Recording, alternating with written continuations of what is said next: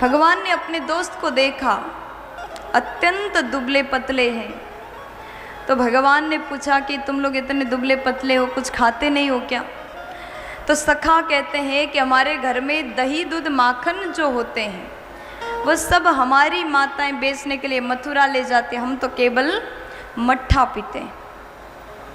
तो भगवान ने कहा आज के बाद ऐसा नहीं होगा, हम सब मिल कर के चोरी करेंगे, चोरी कर कर के अपना पेट भरेंगे। प्यार से बोलो।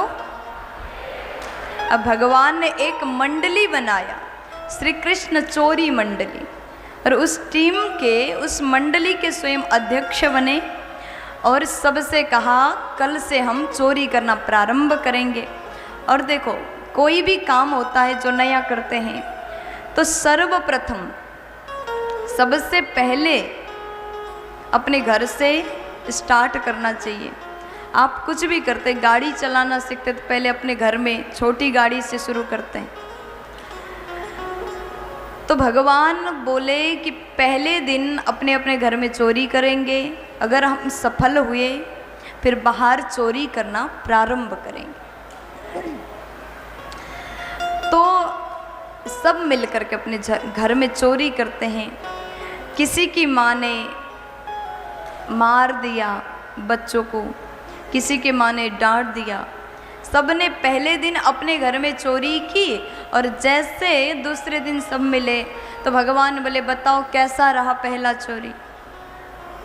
कुछ सखा बोले बहुत अच्छा लगा, आनंद आया। लेकिन कुछ सखा कहते कान्हा आज के बाद हम कान पकड़ रहे, कल से चोरी नहीं करेंगे। भगवान बोले अच्छा चोरी नहीं करोगे, तुम इधर बैठो।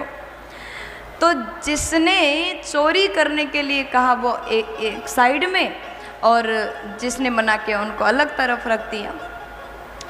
अब भगवान बोले कि जो चोरी नहीं करेगा उसको मेरे टीम से निकाल दिया जाएगा। लेकिन सखा कहते कान्हा हम आपसे दूर नहीं हो सकते, भले हम चोरी करके हमारी माता हमें रोज मारे उसे सहन करेंगे, लेकिन आपसे दूर हम नहीं जा सकते।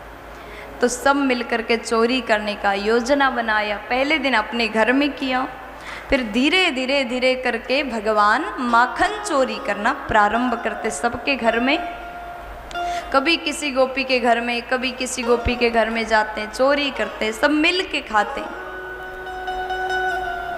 अब एक दिन एक गोपी के घर भगवान गए चोरी करने के लिए।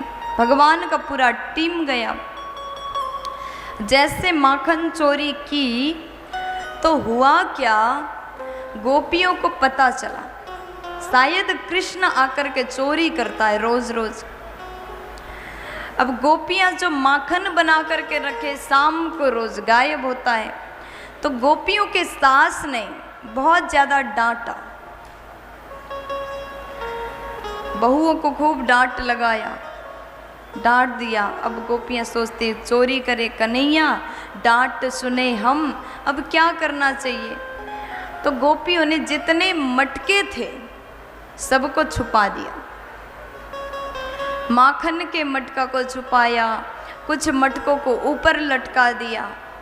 अब जैसे भगवान अपने टीम के साथ, मंडली के साथ पहुँचे, वहाँ एक भी मटका नहीं। अब भगवान विचार करते गोपियों का कोई चाल है, सब जगह ढूंढ लिए। अब जैसे चारों ओर देखा कहीं भी मटका नहीं था, तो भगवान का नज़र ऊपर गया, ऊपर लटका हुआ मटका दिखाई दिया। तो यहाँ पर गोपी ने जैसे मटका को लटकाया था और बाहर जाकर के स्वयं छुप गए थे।